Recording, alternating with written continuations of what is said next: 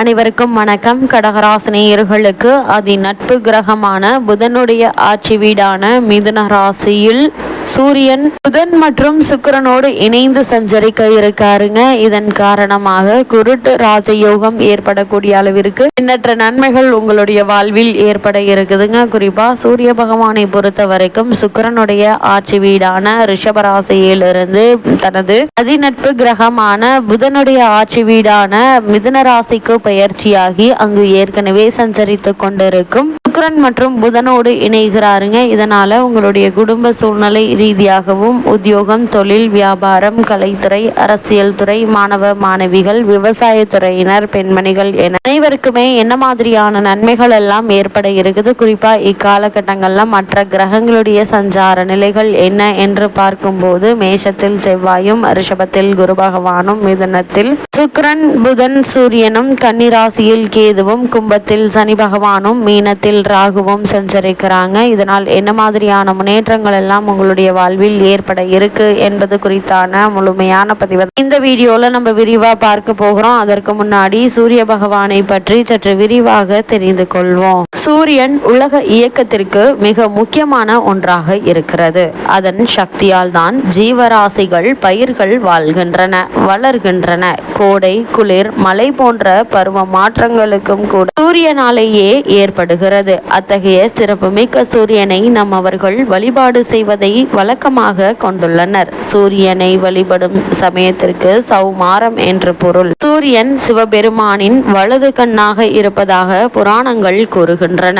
சூரியனை சிவனோடு ஒப்பிட்டு சிவசூரியன் என்றும், விஷ்ணுவோடு ஒப்பிட்டு சூரிய நாராயணர் என்றும் அழைப்பார்கள். சிவபெருமானை நோக்கி கடுமையான தவம் இருந்த சூரியன் கிரகபதம் என்னும் பெயரும் 1000 கிரகங்களோடு ஒளிமண்டலத்தில் உலாவரும் உயர்வையும் பெற்றாரு. சூரியன் மேசம் முதல் மீனம் வரையிலான 12 ராசிகளும் செல்வாரு. அவர் ஒரு ராசியிலிருந்து அடுத்த ராசிக்கு செல்லும் பொழுதுதான் மாத பிறப்பு நிகழ்கிறது. சூரியன் பச்சை நிறமுடைய 7 குதிரைகள் பூட்டிய தேரில் வலம் வருகிறாரு. அந்த தேருக்கு ஒரே ஒரு சக்கரம் தான் உண்டு. இந்த குதிரைகள் பூட்டிய தேரை ஓட்டுபவருடைய பெயர் அருணன். இவருக்கு கால்கள் கிடையாது. இவர் திருமாலின் பெரிய திருவடி என்று போற்றப்படும் கருட பகவானுடைய அண்ணன் ஆவாறு. சூரியனின் ரதம் பொன்மயமானது. அந்த ரதத்திற்கு 5 ஆரங்களும் 3 நாபிகளும் உண்டு. 3 நாபிகளும் 3 காலத்தை குறிக்கும். சூரிய சக்கரத்தில் உள்ள 6 கட்டைகளும் 6 ருதுக்களை குறிக்கின்றன. சக்கரத்தின் மேல் பாகமும் கீழ்பாகமும் உத்திராயணம், தட்சியானத்தை குறிக்கிறது. சூரிய பகவான் தன்னுடைய தேரில் 4 பட்டணங்களை சுற்றி வந்து காலை, மதியம், மாலை, அர்த்தராத்திரி என்ற காலங்களை உண்டாக்குகிறாரு. சூரிய பகவானை வழிபடும் விரதங்களில் முக்கியமானது ரத சப்தமியாகும். இது சூரிய ஜெயந்தி என்றும் அழைக்கப்படுகிறது. நவகிரகங்களில் செயல்பாடு ஒருவருடைய வாழ்க்கையை தீர்மானிக்கிறது என்று ஜோதிட சாஸ்திரம் கூறுகிறது. இந்த கிரகங்களின் தலைமை பண்பு அதிகம் உடையவர் சூரிய பகவான்.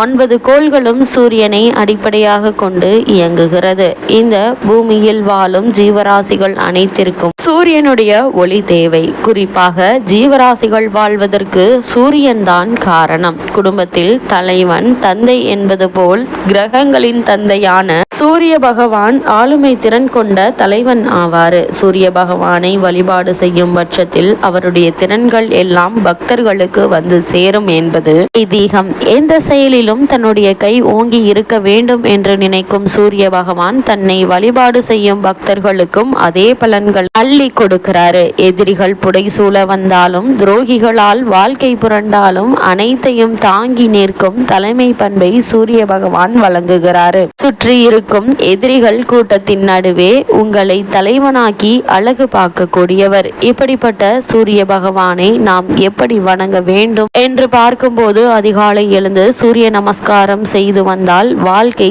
செல்வ செழிப்பாக இருக்கும். அப்படி முடியாவிட்டால் காலையில் எழுந்து குளித்து முடித்துவிட்டு தண்ணீரை சூரியனுக்கு சமர்ப்பணம் செய்ய வேண்டும். பித்தளை அல்லது செம்பு பாத்திரத்தில் தண்ணீரை நிரப்பி காலையில் வெறும் வயிற்றில் குளித்து முடித்துவிட்டு கிழக்கு நோக்கி சூரியனை பார்த்து தலைக்கு மேலே தண்ணீர் நிறைந்த பாத்திரத்தை தூக்கி கொள்ள வேண்டும். பின்னர் நீர் பூமியை நோக்கி விடுமாறு செய்ய வேண்டும். இவ்வாறு ஐபூதங்களில் ஒன்றான நீரை சூரியனுக்கு கடகராசினருக்கு சர்ப்பணம் செய்யும் பட்சத்தில் நாம் நினைத்த காரியம் கைகூடும். இந்த வழிபாட்டை தினமும் செய்து வந்தால் சூரியனின் பரிபூரண அருளாட்சி கட்டாயம் கிடைக்கும். இப்படிப்பட்ட சூரிய பகவான் தனது அதிநட்பு கிரகமான புதனுடைய ஆட்சி வீடான மிதுன ராசியில் புதன் மற்றும் சுக்கிரனோடு இணைந்து சஞ்சரிப்பதால் என்ன மாதிரியான ராஜயோகம் என்றளவிற்கு நன்மைகள் ஏற்பட இருக்கு என்று பார்க்கும்போது, சுக்கிரன் லாபதிபதியாகி ராசிக்கு 12 இருந்தாலும் உங்களுக்கு பல சுகங்களை வாரி வழங்கக்கூடிய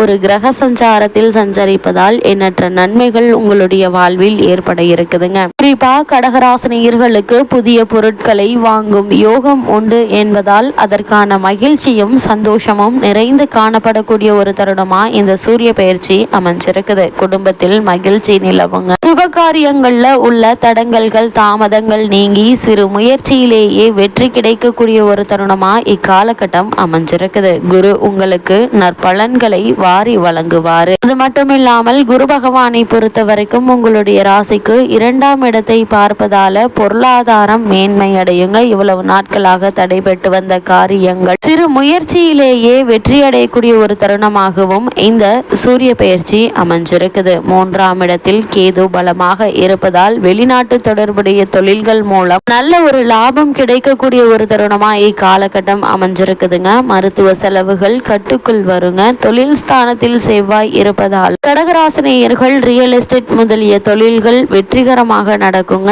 இதனால் லாபம் அதிகரிப்பதால உங்களுடைய பழைய கடன்களை அடைத்து நிம்மதி பெற இருக்கீங்க. அதே போல குடும்பத்திற்கு தேவையான அத்தியாவசிய பொருட்களை வாங்கி மகிழக்கூடிய ஒரு தருணமாகவும் அமைஞ்சிருக்குது. ஒரு சிலருக்கு ஆடை ஆபரண சேர்க்கையும் அல்லது வீடு நிலம் வாங்குவதற்கான முயற்சிகளை மேற்கொண்டு கடகராசியினருக்கு சிறு முயற்சியிலேயே அதற்கான வெற்றியும் கிடைக்கக்கூடிய ஒரு தருணமா அமைஞ்சிருக்குது என்பதை கிரக நிலைகள் தெளிவுபடுத்துதுங்க. தொழிலில் இருந்த பகைகள் விலக இருக்குது. போட்டி தேர்வில் வெற்றி பெற இருக்கீங்க. இதனால் உங்களுக்கு பொருளாதார முன்னேற்றம் ஏற்படக்கூடிய ஒரு தருணமா இந்த சூரிய பயிற்சி அமைஞ்சிருக்குதுங்க. அதே போல என்ன மாதிரியான விஷயங்கள்ல நீங்கள் கவனமாக இருக்க வேண்டும் என்று பார்க்கும்போது 8ஆம் இடத்தில் சனி பகவான் இருப்பதால பணம் கொடுக்கல் வாங்கலில் மிகுந்த கவனம் தேவைங்க. எதுவாக இருந்தாலும் ஒரு முறைக்கு இருமுறை யோசித்து சிந்தித்து செயல்படுவது நல்லது. நீங்கள் விரும்பாத பிரச்சனைகள் கூட வந்து நிற்கும் என்பதால சற்று எச்சரிக்கையாகவும் கவனமாகவும் இருப்பது மிக மிக நல்லதுங்க. கடகராசினியர்களை பொறுத்த வரைக்கும் வாக்குவாதங்கள் மூலம் பிரச்சனைகள் வரலாங்க. அதனால்